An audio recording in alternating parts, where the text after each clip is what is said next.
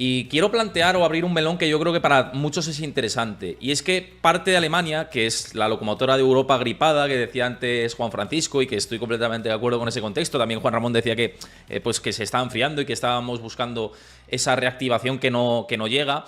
Quería plantearos el tema de China en este puzzle, ¿no? Porque China está entrando en juego en el sector automoción y es la que está comiendo la tostada, aparte de las compañías europeas, que están muy baratas también en parte por esa penalización que ha sufrido y porque también han caído las ventas con respecto a otras compañías que están liderando, por ejemplo, el coche eléctrico en China, ¿no? Entre otras cosas. Entonces quería plantearos si China está siendo una amenaza, ya no solo para Estados Unidos, que está claramente los dos candidatos enfrentados a China y con la guerra comercial, sino también a Europa, más allá de Rusia y el conflicto que hay, sino también con China y con esta capacidad de captar más inversor y captar sectores más punteros o sectores que eran estructuralmente potentes en el clima europeo y que ahora a lo mejor no son tanto. No sé cómo lo veis vosotros, si esto puede revertirse o cómo veis la situación de si China es una amenaza para Europa en algunos puntos o en algunas áreas. No sé si quieres empezar, Juan Francisco o Juan Ramón, quien... Sí, si queréis le doy Dale, dale. al tema. He tenido la oportunidad de viajar a China varias veces y visitar fabricantes automovilísticos chinos y la conclusión que yo saco es que esto no se puede revertir, esto no tiene marcha atrás. Es duro decirlo, pero la industria del automóvil en el futuro va a estar dominada por China. Se dan una serie de factores que son irrefrenables. Quizá la audiencia no lo sabe, pero este año 24 un fabricante de coches chinos ya es el fabricante de automóviles que más empleados tiene del mundo. Se llama BYD, Build Your Dreams, y esta empresa tiene un departamento de I+D en el que hay 100.000 ingenieros trabajando para desarrollar toda clase de tecnología, tanto de automoción como de electrónica de consumo, como de transporte, como puede ser ferroviario. Pero, en definitiva, todas estas empresas... BYD posiblemente es la empresa que más empleados ha contratado en un año de la historia. Yo no sé, a lo mejor me equivoco, Juan Ramón, pero en el año 22 contrataron a 250.000 de empleados, 250.000 empleados, y yo no sé, salvo si en una época de guerra se puede comparar una situación parecida.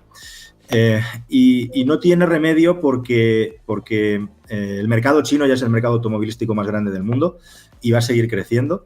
El mercado automovilístico chino está dirigido por el gobierno, es decir, esto no es muy conocido, pero el hecho de que se compre tanto automóvil eléctrico en China no es porque de repente a los chinos les guste el coche eléctrico, sino porque directamente, si no te compras un coche eléctrico, te puede tardar 1 año o 2 en que te den una matrícula para poder conducir, la matrícula verde. Y China, precisamente para consolidar esa posición de liderazgo tecnológico en el automóvil eléctrico, lo que está haciendo ahora es empezar a exportar producto, porque ya tiene capacidad para hacerlo, y por mucho arancel que se coloque en mercados como el europeo, especialmente el estadounidense o canadiense, hace poco hablaba con un directivo de una empresa china y me decía, mira, si al final no podemos estar en Estados Unidos, no tenemos ningún problema. Estaremos en Brasil, estaremos en la India, estaremos en el resto de mercados incipientes. Brasil, por ejemplo, está viendo un boom ahora mismo del automóvil eléctrico y verdaderamente es imparable por muchas cuestiones, pero principalmente el automóvil ha cambiado completamente. Vamos a un automóvil electrificado y conectado y la ventaja competitiva de China es insuperable. China tiene el control de la cadena de suministro del litio y del procesado del litio, que es incluso más importante que controlar el suministro de la materia prima.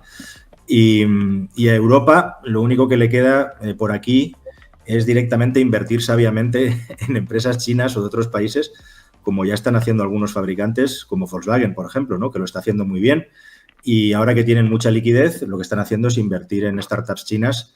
Stellantis también lo está haciendo, porque ya dice el dicho que si no puedes con el enemigo, únete a él, ¿no? Verdaderamente la industria del automóvil europea lo único que le queda para los próximos años es intentar sostener, digamos, el producto de más valor añadido, las marcas premium alemanas, y Europa por sí sola no puede sobrevivir en el contexto de futuro de la automoción. Es así de crudo decirlo, pero es hacia lo que vamos.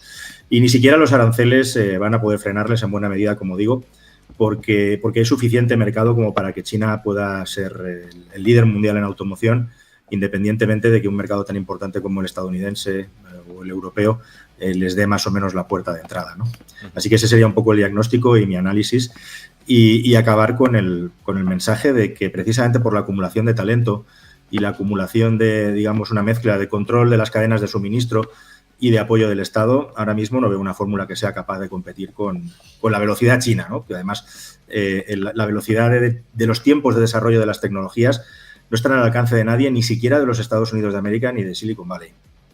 Pues muy interesante este análisis que has hecho del sector, y por añadir un poco algo diferente y preguntar a Juan Ramón, ¿Europa qué tiene que hacer para seguir ganando terreno en toda esta situación? Porque según dice Juan Francisco, que conoce muy bien el sector de dentro y además ha viajado varias veces a China, parece difícil que el automóvil resurja en Europa, sino simplemente mantener. ¿Qué puede hacer Europa para crecer en otras áreas y en las que como inversores también podamos apostar en ellas? Quizá tecnologizarse más, quitar regulaciones, que están muy centradas en la regulación.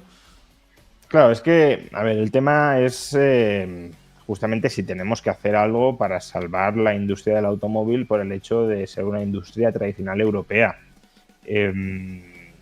Y aquí yo plantearía dos reflexiones. La primera, la economía justamente consiste en competir para buscar soluciones más eficientes a la hora de solucionar problemas, y si los chinos por una vía o por otra han encontrado soluciones más eficientes a problemas que no son comunes, pues tiene sentido que se focalicen ellos en eso y nosotros nos centremos en otras cuestiones, en resolver otros problemas que ellos no están pudiendo resolver, porque aunque pensemos que China es muy grande, que tiene muchísima gente, al final los recursos que destinas a un área no los estás destinando a la otra.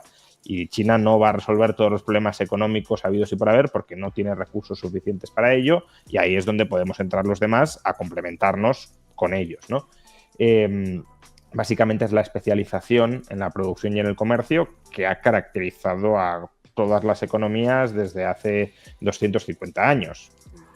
Cada persona individualmente no se dedica a todo, sino a una actividad muy específica, se vuelve especialista en ella, mejora y lleva al mercado, comercia con lo que está produciendo especializadamente. Pues las áreas económicas más amplias, los países también, ¿no? Y no creo que haya que ver pues la ventaja de China, en este caso en el sector automovilístico, como una amenaza.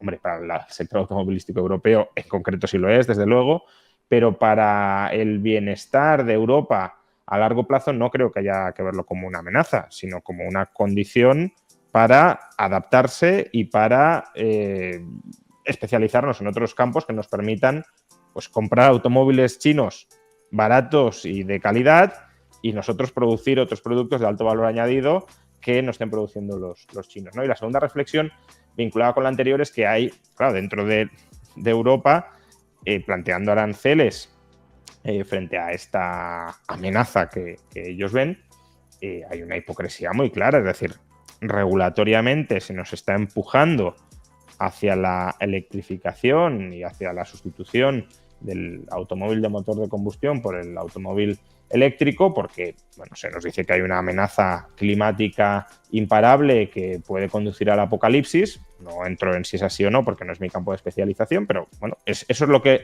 el punto de partida de los burócratas.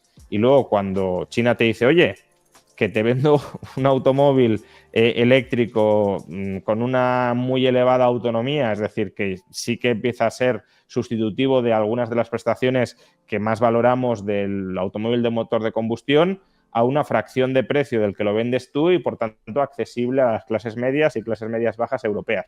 No, eso no lo traigas aquí, que te vamos a poner un arancel del 25 o del 100% en Estados Unidos, porque queremos electrificación al ritmo que marca el desarrollo de la industria automovilística europea y a los altos precios, subsidiados, eso sí, por el Estado a la hora de comprarlo, que marca la industria europea. Pues o no es tan urgente la amenaza climática, o si es muy urgente, dejen que los chinos, que han encontrado una solución a ese problema, nos vendan los automóviles, ¿no? Entonces, bueno, creo que, ya digo, mucha hipocresía, y el camino es buscar nuevas formas de producir añadiendo valor en sectores en los que los chinos no están siendo, o los estadounidenses o cualquier otra parte de la economía global, no están siendo capaces de volcar tantos recursos. Y para eso es fundamental, y lo venimos diciendo desde hace mucho tiempo, y el informe Draghi vuelve a repetirlo, es fundamental eliminar regulaciones que son el principal escollo, la principal barrera a que Europa dé ese salto tecnológico. Pues en su momento, hace 250 años, dio el salto de la primera y de la segunda revolución industrial. De hecho, lo lideró Europa, no lo lideró China, no lo lideró Estados Unidos. Bueno, la segunda es más discutible, pero desde luego la primera no. Lo lideró Europa porque se daban unas condiciones de libertad económica, de experimentación, de posibilidad de experimentación descentralizada, de que las ideas que elaboraba una persona se mezclaran con las ideas que elaboraba otra persona, y de esa mezcla de ideas que a lo mejor no estaban aparentemente conectadas entre sí en un inicio, surgían cambios tecnológicos que al aplicarse en la economía aumentaban la productividad. Bueno, eso ahora mismo en Europa no es factible, o si lo es carísimo, y por tanto la regulación es un coste, y es un coste muchas veces insalvable, que termina echando atrás a muchas empresas. Y el propio informe Draghi dice, claro, es que aquí no hay posibilidad de escalar, no hay posibilidad de escalar en términos de unidad de mercado, y no hay posibilidad de que, aunque escaláramos, llegue capital de los inversores por todas las barreras regulatorias que se van encontrando. Y por tanto lo que hacen los inversores es largarse a Estados Unidos. Inversores, o sea, el proyecto europeo, te vas a Estados Unidos, buscas financiación allí, y la financiación que encuentran es de inversores estadounidenses, que son los que terminan comprando, controlando, apropiándose de la idea que a lo mejor ha surgido en Europa, pero que se desarrolla en Estados Unidos y ya se convierte a partir de ahí en una compañía estadounidense. Por tanto, estamos perdiendo talento y estamos perdiendo capacidad de especializarnos y de añadir valor internamente en la economía europea.